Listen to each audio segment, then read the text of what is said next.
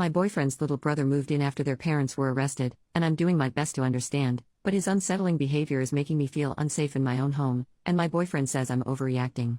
I, 23 female, have been with my boyfriend, 26 male, for almost 3 years, and we live together. Recently, his parents were arrested. I'd rather not go into the details, and as a result, his little brother, 11 male, has had to move in with us. I understand the situation is complicated and my boyfriend didn't really have a choice. Obviously he couldn't just leave his brother with nowhere to go. The thing is, I find his little brother creepy, and I feel horrible even saying that. I know he's a kid and he's gone through a traumatic experience, but some of the things he does makes me really uncomfortable. For instance, he stares at me a lot, like almost all the time when we're in the same room. I'll catch him just watching me, and it's unsettling. He also has this habit of walking into our bedroom without knocking, especially when my boyfriend is out. I've told him multiple times that he needs to knock, but he either ignores it or just doesn't care.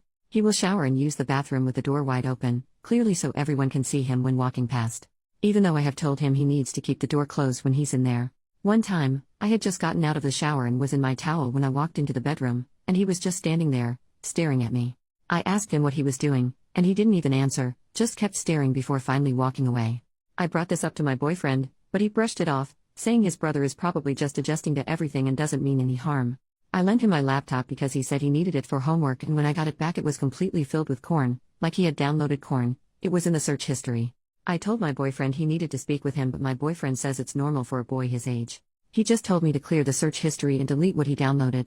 But he is not being normal, he is weirding me out and I feel bad even saying it. I get that this kid is dealing with a lot, losing his parents like that is traumatic, but at the same time I feel like my feelings are being dismissed.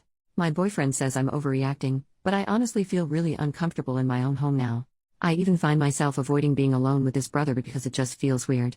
I don't know if I am overreacting, like I understand giving some leeway because of everything that's happened in his life, but he is really weirding me out. Any advice on how to handle this would be really appreciated. Top comments. Commenter number 1. This kid has serious issues and needs to be in therapy. Like now, this is way beyond what you should be getting advice online for. It's super concerning that your boyfriend isn't taking it seriously and is dismissing your feelings. He's undoubtedly feeling really overwhelmed right now, but that's no reason to put so much of this on you. In my opinion, you need to put your foot down and tell your boyfriend that if he won't take it seriously and get his brother help, that you don't feel safe and comfortable in the home and you're leaving. Make it clear you're not saying it's me or your brother, it's everyone's mental health. Commenter number 2. I'm not sure anyone has mentioned this yet, but some of his behaviors indicate sexual trauma or child abuse. Being hypersexual, doing age-inappropriate things, not understanding physical boundaries, and seeking corn at 11 years of age are all indicators that this child has witnessed, experienced, or been exposed to things that were inappropriate. Your boyfriend may be jaded because he came from the same household, but he better wake up, get his head screwed on straight, and take this seriously. Allowing an 11-year-old to knowingly have access to corn is considered sexual abuse and child endangerment in some places. I understand your feelings. They're valid. Something is off with this child. However, before you jump straight to fearing him, try to put his behavior into perspective and look at things from a different point of view. Your boyfriend took guardianship of him. He needs to start acting like a guardian and start talking to his brother like an adult talks to a child. This child needs boundaries, and he needs to know that his behavior is unacceptable. Your boyfriend needs to tell him that when he uses the restroom or showers, the door remains closed. He needs to know it's unacceptable behavior to search for corn. If he can't be trusted with the computer, he will not be allowed to use the computer or will only be permitted to do so under one of your supervision.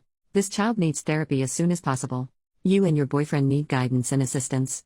If DCS or a similar agency is involved, reach out and ask for help for this child and ask what you can do to get him help. Update 6 weeks later. Hiya guys, I wanted to give you all an update on my post. First and foremost, thank you all for sending me the love, advice and well wishes. A lot of you guys pointed out that my boyfriend, Caleb, seemed to be overwhelmed and was just sticking his head in the sand, and honestly yeah. I sat him down a little while after I posted here and we spoke about his brother and everything going on, and he just started crying to me.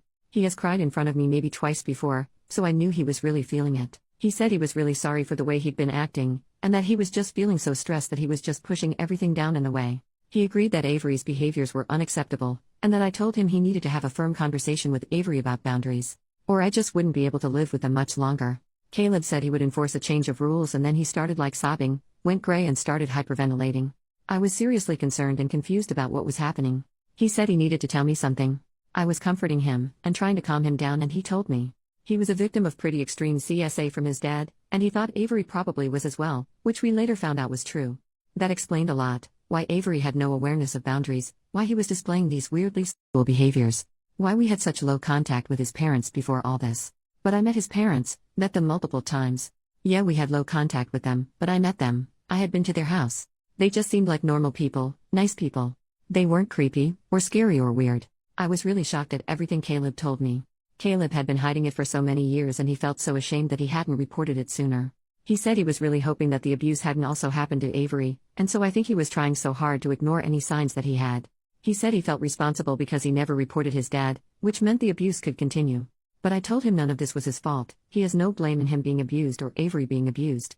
We sought advice on what to do. We reported what Caleb had said to the police and to social services. Both Avery and Caleb were interviewed, but we haven't heard much back from the police about anything that might happen next.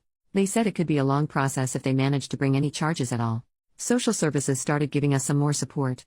Avery has been behaving a lot better since. He's been listening to boundaries more. He's actually changed a lot in the short time since I posted here last. He's come out a bit more as a pretty charming and charismatic boy. Even though if I'm totally honest he's still a little weird, but maybe that's to be expected after having the life he had. I got him into Scouts and he's made a pack of really close friends, who have even come over a few times. He's been getting on well with school, although they said he's only on KS1 level work, but I'm sure he'll catch up in time. And even if not, it's not the end of the world. Thank you all again.